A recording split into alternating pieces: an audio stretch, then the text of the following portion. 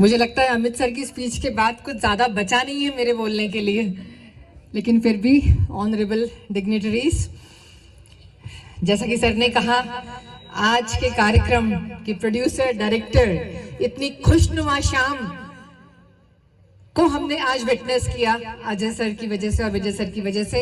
एक बार पूरी टीम को मैं साधुवाद मैं भी देना चाहती हूँ। बहुत ब्यूटीफुल परफॉर्मेंसेस थे, बहुत कॉन्फिडेंस, बहुत power pack anchoring, power pack speeches थी यहाँ पे। एक चीज मैं छोटी सी कहना चाहूंगी कि बहुत मुश्किल होता है इस डायस पे खड़े होके बोलना, और उसमें बहुत सारी गलतियां होती हैं। हम जब जो स्पेक्टाकल्स होते हैं उधर जो बैठते हैं, हम गलतियां निकालते हैं कि हाँ देखो यहाँ पे ये गलती हो गई, वहां पे ये गलती हो गई। लेकिन अगर यही माइक हम किसी को दे दें कि चलिए हमने क्या गलती की, आके बता दीजिए, तो वो नहीं बता पाएंगे, वो नहीं बोल पाएंगे। अभी एक स्टूडेंट बात कर रहे थे पैब्लो पिकासो की। मैं एक छोटा सा इवेंट, जब उन्होंने पैब्लो पिकासो की बात की तो मुझे एक स्टोरी, एक उनकी का वो एक छोटी सी इंसिडेंस याद आया, मैं आप लोगों के साथ में शेयर करना जरूर चाहूंगी। वो कह रहे थे कि 30 साल लगे उन्हें वो 30 मिनट की पेंटिंग बनाने में, ऐसा उन्होंने बताया।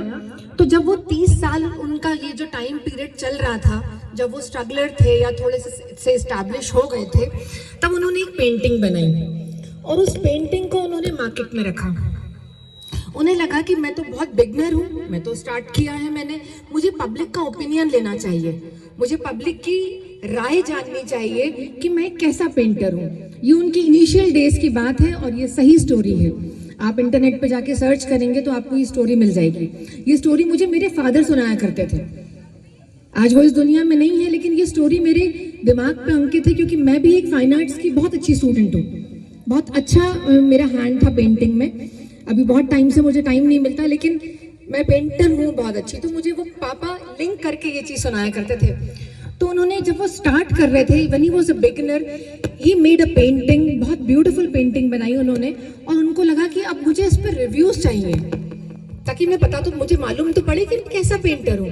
उन्होंने उसको मार्केट में रख दिया और ये लिख दिया उसके नीचे कि आपको इसमें जो भी गलती नजर आ रही है आप उसको मार्क कर दीजिए। वो रात को रख के चले गए।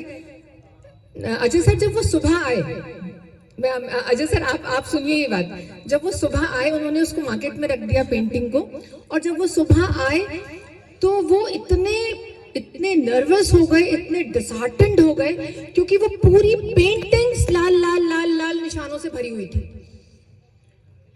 उन्होंने सोचा मैं इतना खराब पेंटर हूँ, मुझे तो कुछ आता ही नहीं है। ये बहुत इनिशियल स्टार्टिंग ईयर्स की बात बता रही हूँ, जैसे कि ये बच्चों ने अभी स्टार्ट किया है, इनके फ्लॉज होंगे, इनका थोड़ा सा प्रोनाउंसिएशन गड़बड़ाया होगा, लेकिन इनके कॉन्फिडेंस में कोई कमी नहीं है, ये बच्चा सीख जाएंगे। तो ये सेम स्टोरी मैंने रिलेट कर की, इसलिए मुझे याद आई तो मैं सुना रही हूँ। जब वो गए मार्केट में, उन्होंने देखा पूरी पेंटिंग भरी हुई है, उन लोगों ने इतनी गलतियां, यहाँ भी गलती, यहाँ भी गलती, यहाँ भी गलती। वो बहुत दुखी हुए।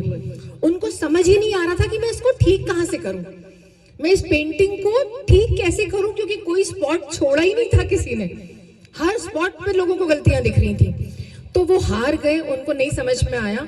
उन्होंने सेम पेंटिंग दोबारा बनाई और उसको ले जाके वापस, और उसके नीचे लिख दिया कि मैं तो बहुत असमर्थ हूँ, मैं तो बहुत खराब पेंटर हूँ, मुझे लगता है मुझे प्रोफेशन छोड़ देना चाहिए, मैं बहुत खराब पेंटर हूँ, लेकिन आप लोग सब लोग बहुत अच्छे पेंटर हैं। अब आप ये पेंट्स और ब्रश रखे हैं, जहां जहां भी मैंने गलती करी है उसको सुधार दीजिए। वो पेंट्स और ब्रश रख के रात को चले गए कि आप सुधार दीजिए, मुझे तो समझ ही नहीं आ रहा है मैं कौन से सिरे से शुरू करूं इसको सुधारने के लिए। और सरप्राइजिंगली जब वो नेक्स्ट डे आए तो एक पॉइंट भी नहीं लगा हुआ था उस पेंटिंग में। वो पेंटिंग एक रात में परफेक्ट हो गई थी, क्योंकि उन्होंने पब्लिक को ही बोल दिया था कि आप इसको ठीक कर दीजिए। तो एग्जैक्टली यही केस है कि जब हमको खुद को कोई चीज करनी पड़ती है तो हमारे लिए बहुत मुश्किल हो जाती है। मैं अपनी पूरी जिंदगी 12 तक समझ ले, मैं डायस पे खड़े होकर माइक नहीं पकड़ सकती थी। I was good in all other arts, लेकिन मैं बोल नहीं सकती थी, नहीं बोल सकती थी। मतलब नहीं, सिस्टर ने भी बहुत कोशिश की और हमारे टाइम पे अनफॉर्चुनेटली अजय सर नहीं थे। मुझे अजय सर नहीं मिले, नहीं तो मैं ये वाला स्किल बहुत पहले मेरा डेवलप हो चुका होता। तो बहुत मुश्किल होता है, पिंडलियां कांपने लगती हैं, आप कई बार भूल जाते हो, एक बच्ची बीच में भूली, लेकिन मैं उसको भी यही बोलना चाहूंगी कि कोई बात नहीं, ये तो बिगनिंग है, ये तो स्टार्टिंग है। शुरू में इस तरह की दिक्कतें आती हैं क्योंकि बहुत मुश्किल होता है माइक ऑडियंस को फेस करना, माइक पे खड़े होकर बोलना। तो बस इसी तरह से, जिस तरह से बच्चे काम करते हैं सर, कर रहे हैं सर, आप जिस तरह से इनको मोटिवेट कर रहे हैं, जिस तरह से सिखा रहे हैं, क्योंकि बहुत मुश्किल है। हाँ, एक चीज और, जो इंग्लिश मीडियम का बच्चा 12 साल इंग्लिश मीडियम में पढ़ता है ना, वो भी इंग्लिश बहुत अच्छे से नहीं बोल पाता। मैं हमेशा एक लाइन बोलती हूँ कि बुरहानपुर के स्कूल्स में, आसपास के स्कूल्स में बच्चे को हिंदी लिखनी नहीं आती, इंग्लिश बोलनी नहीं आती। I always say this। और आजकल तो पता नहीं कौन सा एक नया ट्रेंड चल गया है कि बहुत प्राउड फील करते हैं हम ये बोलने में लिए, हिंदी तो हमको नहीं आती। अरे भाई, तो इंग्लिश आती होगी? नहीं, वो तो हमको बोलने, मतलब हम फ्लुएंट नहीं है, तो कौन सी भाषा आती है? तो हिंदी हमारी मातृभाषा है, उससे अटूट, उससे बहुत ज्यादा प्यार करें। और इंग्लिश तो एक ग्लोबल लैंग्वेज है, इंग्लिश एक ऐसी लैंग्वेज है जो हमें जरूरत पड़ती है, क्योंकि जब हम ग्लोबली कोई चीज रिप्रेजेंट कर रहे होते हैं तो हमें इंग्लिश की जरूरत पड़ती है। पर इंग्लिश से हमें प्यार हो, इंग्लिश से हम फैसिनेटेड हो, ऐसा हमें नहीं। English is just a language, लेकिन हिंदी तो हमारी आत्मा है, हिंदी हमारी जान है। हिंदी से हमको बहुत असीम प्रेम होना चाहिए। मुझे लगता है कि ये मेरी व्यू है। लेकिन सर, जो आप काम कर रहे हैं वो बहुत सराहनीय है।